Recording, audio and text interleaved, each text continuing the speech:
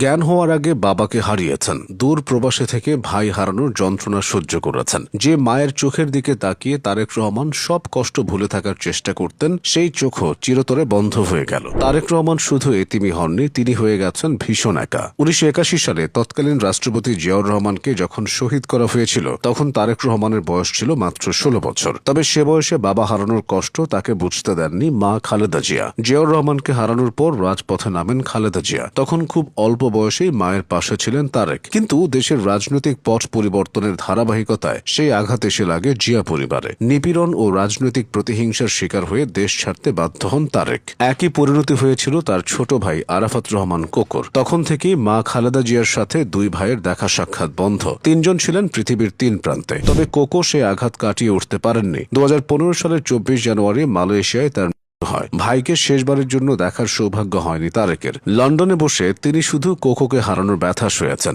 সেই শোকে ভেঙে পড়েছিলেন খালেদা জিয়াও। এর 3 বছর পর কারাগারে যেতে হয় খালেদা জিয়াকে। এরপর তার একের পর এক অসুস্থতার খবরে উদ্বিগ্ন থাকে দেশবাসী। গণ অভ্যুত্থানের পর মুক্তি পান খালেদা জিয়া। এরপর বিদেশে তার চিকিৎসার দ্বার উন্মোচিত হয়। 2025 সালের জানুয়ারিতে চিকিৎসার জন্য খালেদা জিয়াকে লন্ডনে নেওয়া হয়। এর মধ্য দিয়ে দীর্ঘ 7.5 বছর পর মা ছেলের সাক্ষাৎ হয়। বিমানবন্দরে খালেদা জিয়াকে কাছে পেয়ে জড়িয়ে ধরেন ছেলে তারেক রহমান। সঙ্গে ছিলেন তার স্ত্রী জুবাইদা রহমান ও যুক্তরাজ্য বিএনপির নেতাকর্মীরা। সে সময় সেখানে আবেগঘন পরিবেশের সৃষ্টি হয়। পরবর্তীতে বিমানবন্দর থেকে মাকে নিয়ে গাড়ি চালিয়ে লন্ডন ক্লিনিকে যান তারেক রহমান। অনেক বছর পর মাকে কাছে পেয়ে আদর আপ্যায়নে কোনো ঘাটতি রাখেননি তিনি। মায়ের সেবায় প্রতিদিন স্ত্রী সহ হাসপাতালে হাজির হতেন। সকল খোঁজ খবর রাখা ছাড়াও বাসায় রান্না করা খাবার নিজ হাতে করে নিয়ে যেতেন হাসপাতালে। সঙ্গে থাকত পরিবারের অন্য সদস্যরা। এদিকে পরিবারের সংস্পর্শ পেয়ে খালেদা জিয়া তখন অনেকটা উজ্জীবিত হন। তার স্বাস্থ্য ধীরে ধীরে উন্নতির দিকে যেতে থাকে। এরপর হাসপাতাল থেকে মাকে বাসায় নিয়ে যান তারেক রহমান।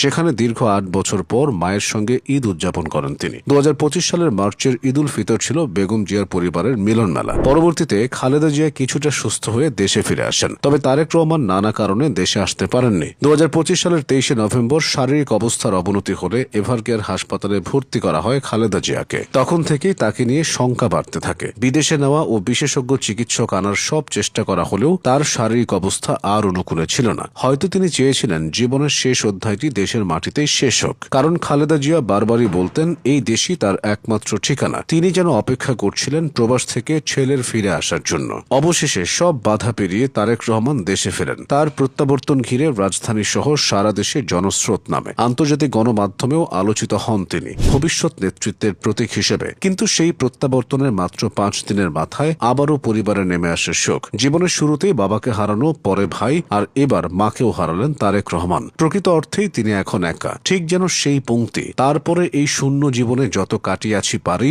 যেখানে যাহারে জড়ায়ে ধরেছি সেই চলে গেছে ছাড়ি। এটা শুধু কবিতা নয়, এ যেন তারেক রহমানের জীবনের নীরব আত্মকথা। ক্ষমতা, রাজনীতি, ইতিহাস সবকিছুর ঊর্ধ্বে দাঁড়িয়ে শেষ পর্যন্ত তিনি রয়ে গেছেন একা। অসংখ্য হারানোর ভার বুকে নিয়ে, সঙ্গী শুধু স্মৃতি আর নিঃশব্দ শূন্যতা।